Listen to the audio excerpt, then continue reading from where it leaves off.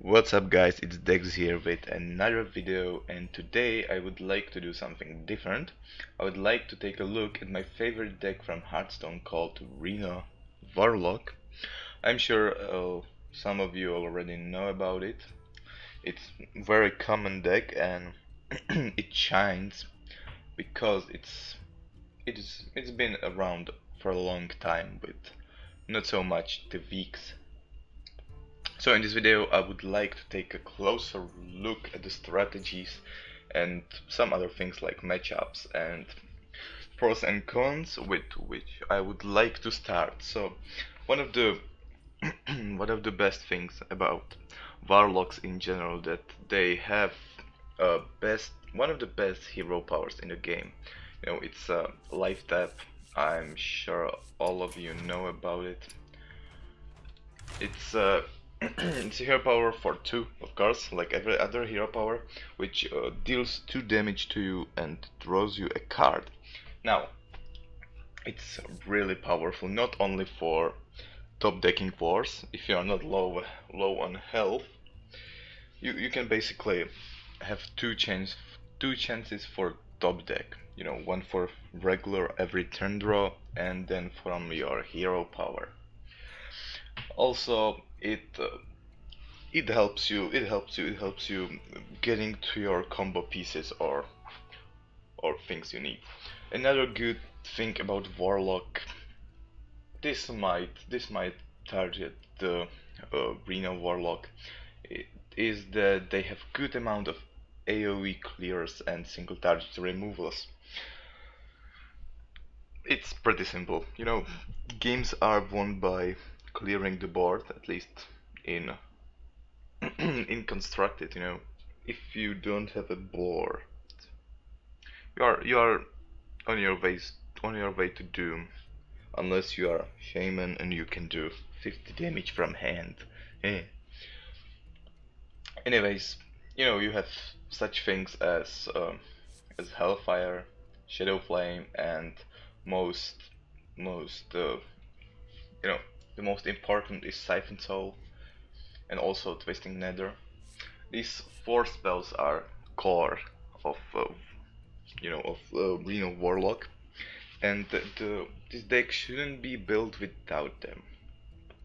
And another really good thing is that it's consistent. You know, the Reno Warlock has been around for so long, like since the release of Reno. So, you know, and it's not really not so, how to say, not so hard deck to build. It doesn't cost much, and you can basically play. There's a lot of variations of this deck, so even though you don't have, for example, One Night in Karazhan or BlackRock, you can still play it.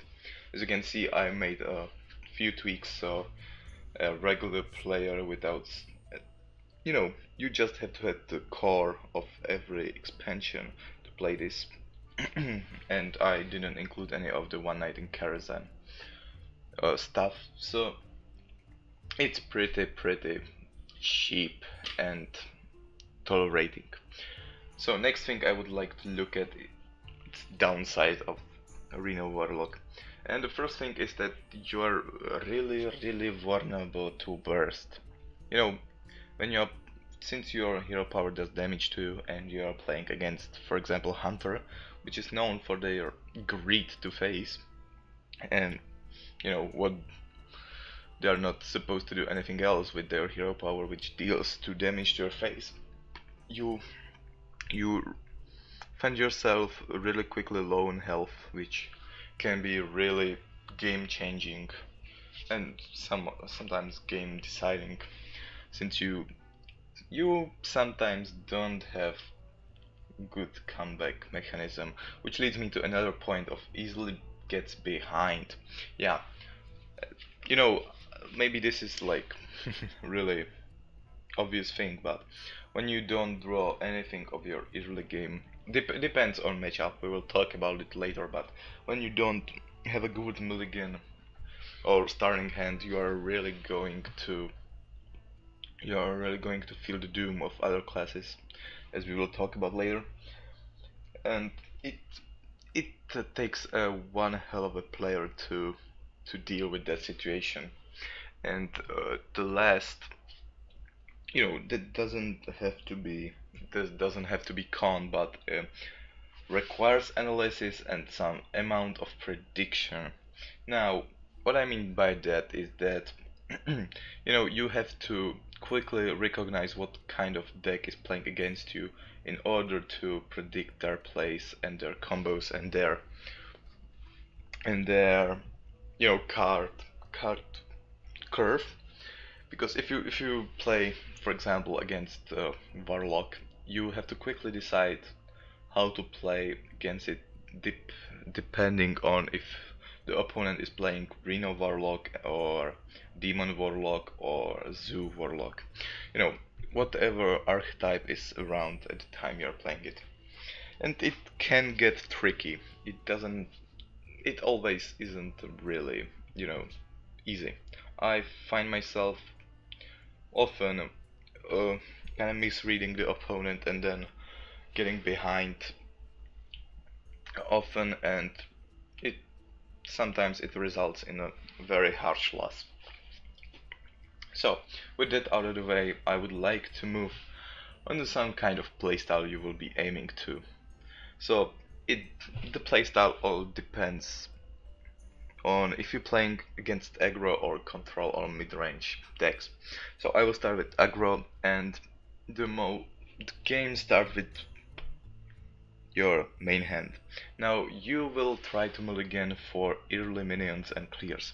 That's obvious, and in this deck, as you can see, it's the best the hand would be either if you get Doomsayer, Dark Peddler, Voidwalker, or Mortal Coil, Hellfire, Dark Peddler, or either of these cards. If they are mixed together, they are really good.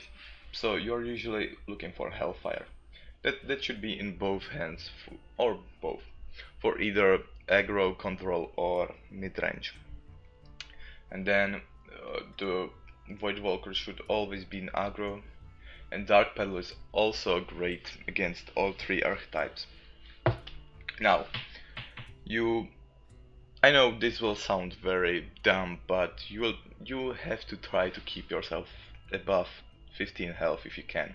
I know it's not easy, and I know it's very hard to maintain your health percentage against 50%, against above 50%, but you know, you there's some point of the game that you have to decide either to lose health and gain something else, or to not lose health and lose some value, maybe.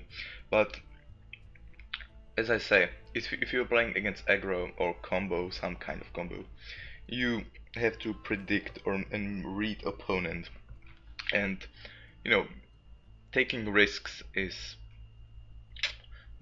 sometimes it's not good idea, and I stick with idea that you should always play safe and play with the play the way that you will remain at the most health you can. Now I would like to take a closer look against control. Now your mulligan would be that you are looking for mid game and 4 mana-ish clears. So more mana-ish clears are Shadow Flame and Hellfire, of course, but maybe in this case scenario it would be better to pick up Shadow Flame, because against control you have some chance to build up your own board and your own side of the damage that they will have to deal with. It's a very complicated playstyle, and you can't quite learn it without actually playing a lot of games with Warlock against all classes. So next point is that you will have to try to find out what kind of combo is playing against you, or what kind of control. You have to kind of remember decks that you played against before, and you will have to just predict, as I said, predict what cards that your opponent is playing and what he might put on the board that will put you in danger of losing the game or losing the board or losing the value of your minions. it's every aspect of this matters in the long run. So now we shall have a look at matchups. So I would start with one of the most obvious matchups, and that is Hunter. There's not much archetypes of Hunter right now. It's Beast Hunter, if I'm correct, and excuse me, then it's a normal mid-range hunter, and I rarely see ever like the face hunter that used to roam boards of Hearthstone before. But it doesn't it's basically you will lose against every archetype if it happens to play against you. There are some luckily scenarios that you can bump into that will prevent you from losing, but sometimes it will take a hell of a player, as I said, to win, because you automatically fall behind on health when you light up, and you don't usually get the hand that you want to. So next up is Warlock. There depends again if you're playing against Zoo, Demon Warlock, or Reno Warlock. So against Zoo you should be all right, because Zoo is not all about a rushing phase, but it's more about controlling the board, and controlling the board is your goal too. So you kinda can stall the game up to later point when you will get the upper hand. And against Reno, it's really just how both of you will draw. If you draw luckier than him, you will gain the upper hand and then snowball out of the control. Demon Hunter. sorry. I'm kinda affected by Wolf Legion.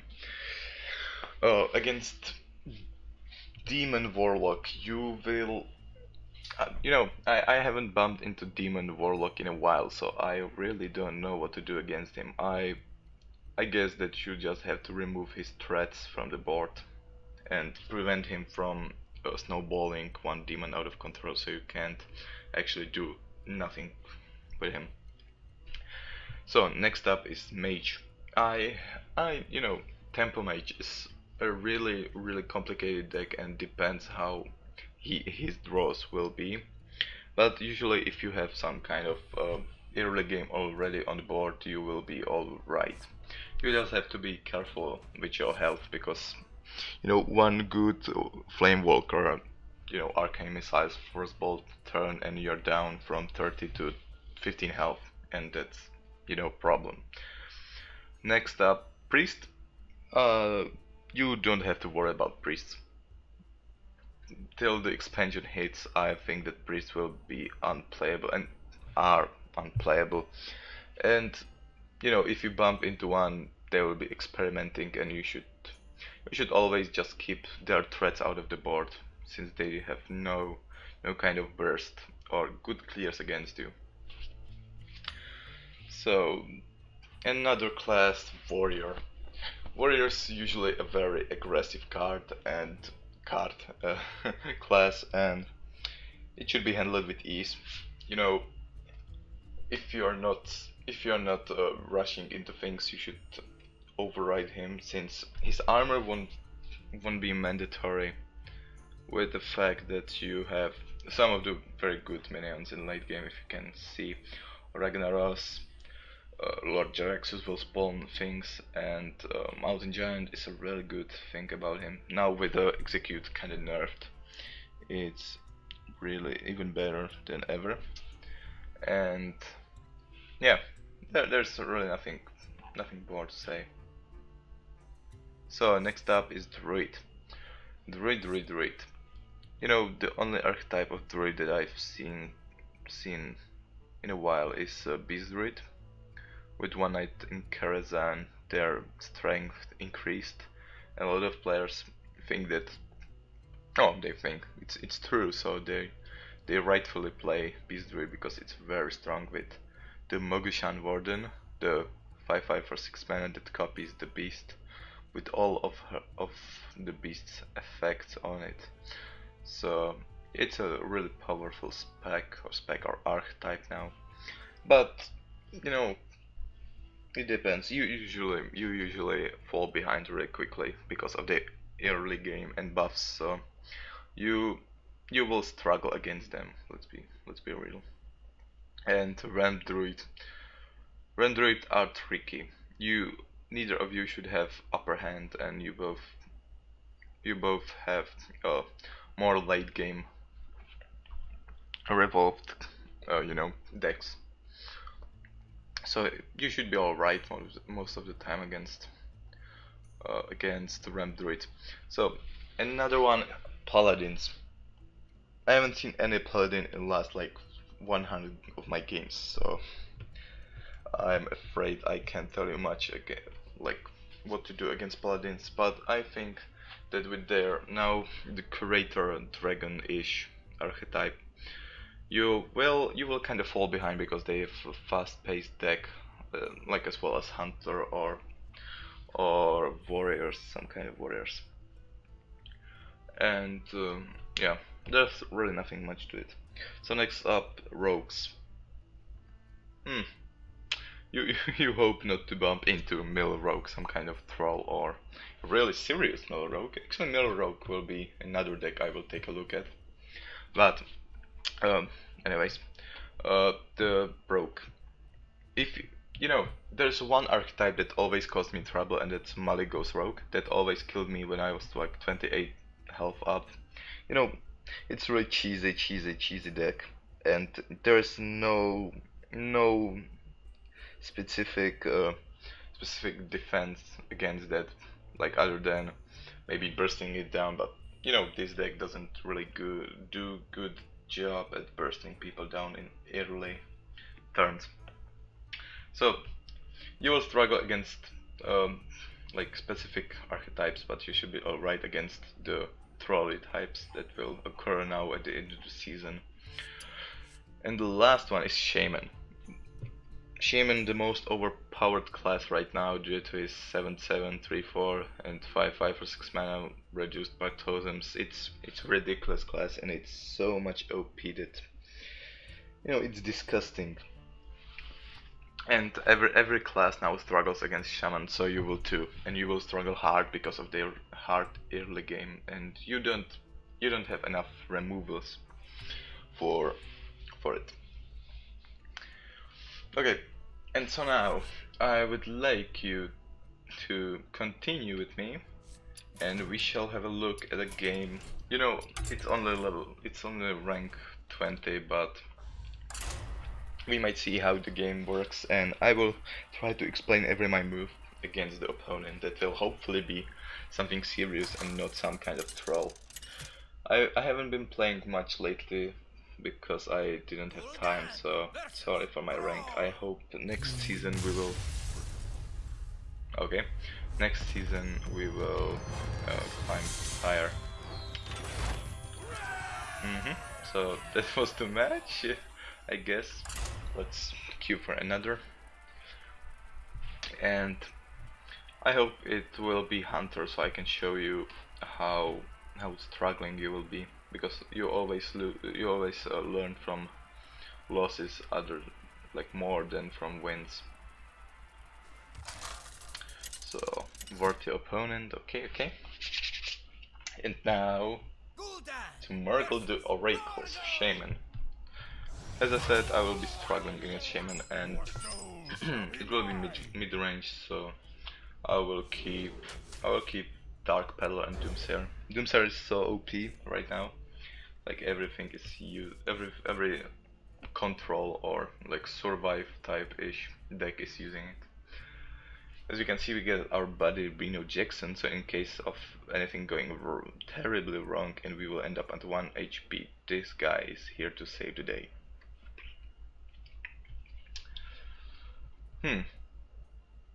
So let's see how many cards he will mulligan. 2 out of 3. Alright. So we have a coin. Let's see what he plays on turn 1. He seems to not to take his time.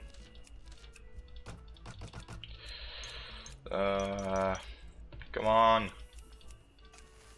Do something. Yes, possibility. Hello. Hello, mortal. Oh, I hate Murlocs. Even in World of Warcraft, I hate them. Okay.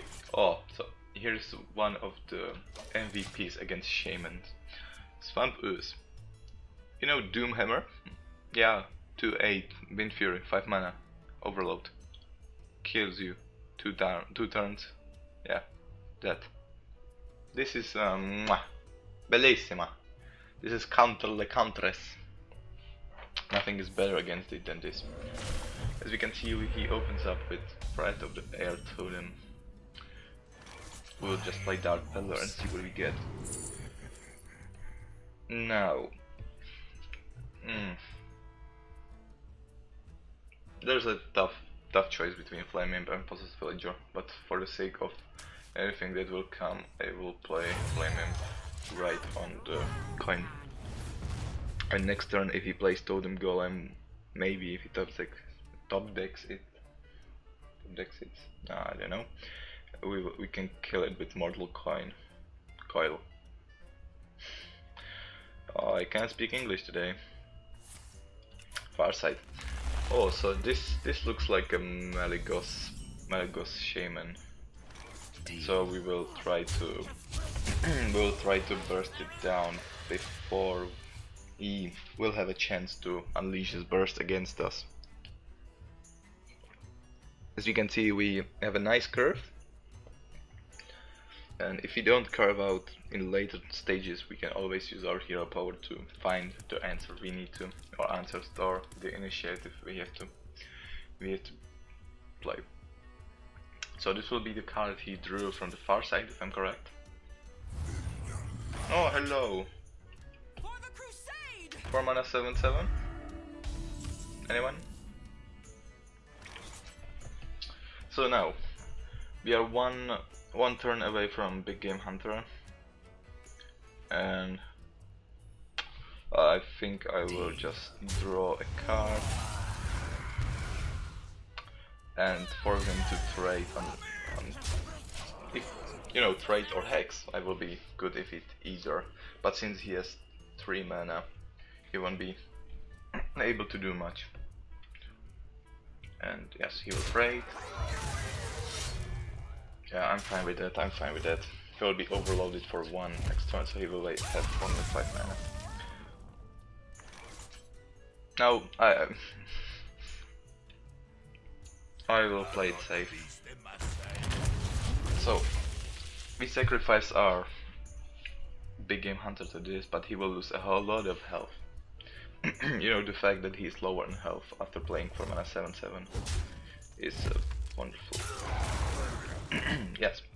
So he plays this. I will actually I will play Sylvana just because of future threats. I might have also played Stampeding Kodo, but we will save it out for later. You know, in case of not Spirit Visage, of Spirit Wolves coming out, or that kind of trash that will slow us down with towns. Yeah, he top decks Hex, it's alright. And he plays Healing Wave, alright. And oh, another 7/7. And he's back to full health, which is not so great, but we don't really care. We are not all around phase. We are just trying to survive. So we'll play Kodo now and hope to destroy this. Lose 50-50, okay.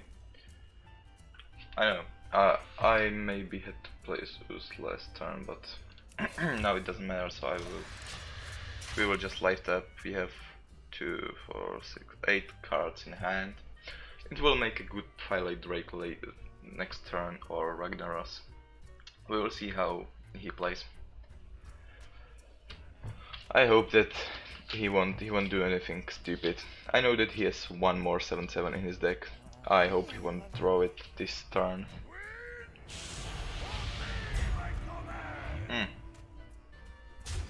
Unexpected. Yeah, this was unexpected. But now with that we can actually do something. We can do actually something.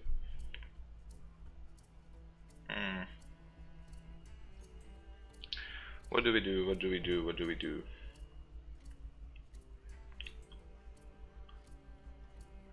I'm thinking about playing it like this. It might not be bad. Let's see what he does. I think this was a good play. If we don't lose 50-50, we should be alright. Oh, 3 on everything. If he has lava burst, we are in a bad shape actually. We still have a Reno. Oh, first spirits. So now he will try to kill. No, if he doesn't kill any of this. Oh, so guys, whip out your penises. This will get messy. And we'll play at least Heartseeker so we can get our map to the golden monkey. And is there any reason to play? No. We will keep it because of one card that Twilight Drake might get 1 health next turn if we decide to play him. Did you bring some fish? So 2 cards Temic nerfed lately, so not a big deal. Okay. So we will just kill it off and tap, see what we get. Nothing good.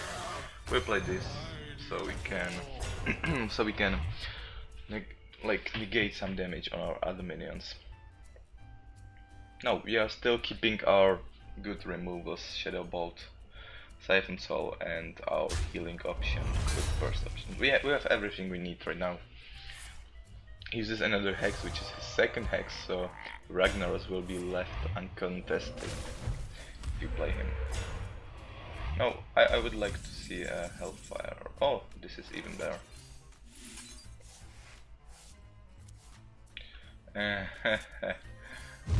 Okay guys, I'm good. I'm good at this game.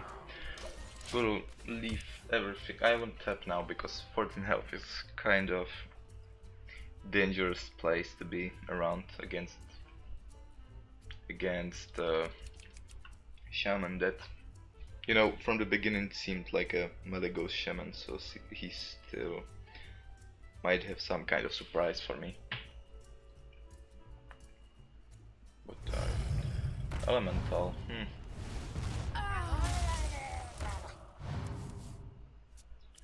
Interesting. I think that I will Siphon Soul it and show myself to 20. Okay, so we are in a good shape right now. He picked up some cards, yeah. He is going to fatigue us as fast as we go. He picked up Lightning Bolt. Oh, don't tell me he's playing Cocoon.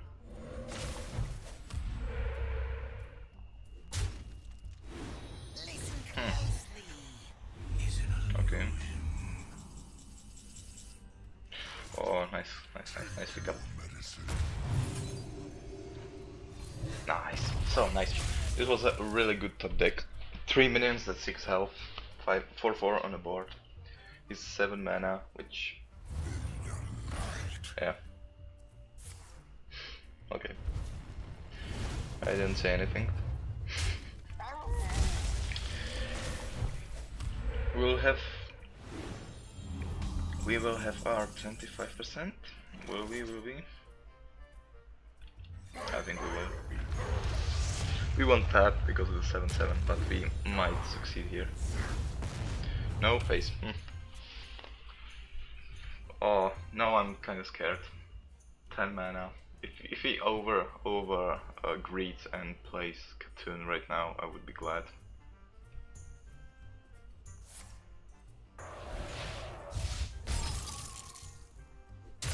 Oh, this is good. This is also good. And if he plays another minion, we can actually steal one with my control attack, and if we get Bronze Beard... Oh, he will play only 4 minions, okay. Now, his Cartoon has 9 health. There's actually no point in... I will tap and see what we get. Get this, okay. So we will take one of his minions and play and count 2 up. No, we should actually get to his skin before he will play Cartoon. Even though we will keep Twisting Nether for the Cartoon. He keeps playing totems that I will get rid of next turn, hopefully. And I don't know, I don't want to... Oh, thank God that we escaped this. And with that, actually, he will have only 9 mana on next turn, which means I can kinda go overboard. Oh, I think we have to do this for the heart. Let's see what we get. Oh, nice pickup. Very good, very good. Oh, I like this end. I like this end. So he won't be able to play Cartoon. We have a deck full of legendaries, might say. But now our hero power kinda becomes a drag because it deals damage to us, which we don't need, and actually takes a card from our deck, which we don't need as well. The light protects me. But he seems to run low on juice, so we should be able to end this quickly. And with that, we've beaten Shaman. So, I hope you learned a thing or two. I know it wasn't the smoothest of wins I could have, but I hope it was just enough. And with that, I would like you to thank for your attention, for watching as well, and see you guys in the next video, hopefully. So have a good day and carry on with the good mood. See ya.